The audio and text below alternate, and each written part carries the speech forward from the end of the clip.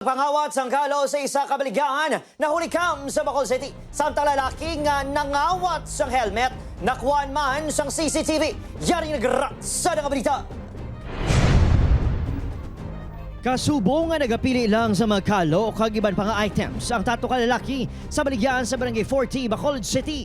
Nagtakos pa sila sa mga kalo apang matiun-tion amat-amat na nga ginsulod sa isa ka lalaki sa shorts ang kalo nga napilian. Sunod sa nagabantay, 2 beses nga nagbalik-balik sa baligaan ang grupo anti-Satigayon ang pagpangawat. Sa mga 420, amo to nagbalik sila nga tatlog sila. Ito gin nag-ayo-ayo pa sila ganit. Amo ko silin ko ang puton ko lang anay.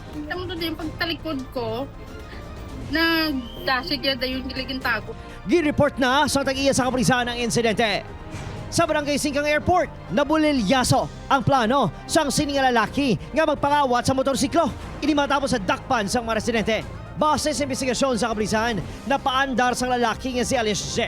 19 anyos, ang motorsiklo bangod nakatakod ang yabi. Abang nalagas ini sang mga residente. Nagka-problema man di ganit sa kaya nagawala bala. We cannot, we are not, it's up to the court kung ipapacheck natin sa psychiatrist. Pero as of now, ang sure na natin kasi ginkuha niyang motorcycle.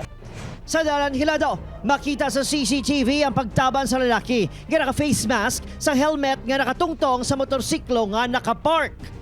Ginatutugan sa Bacolod City Police ang nagasakang kaso sang pagpangaw sa syudad.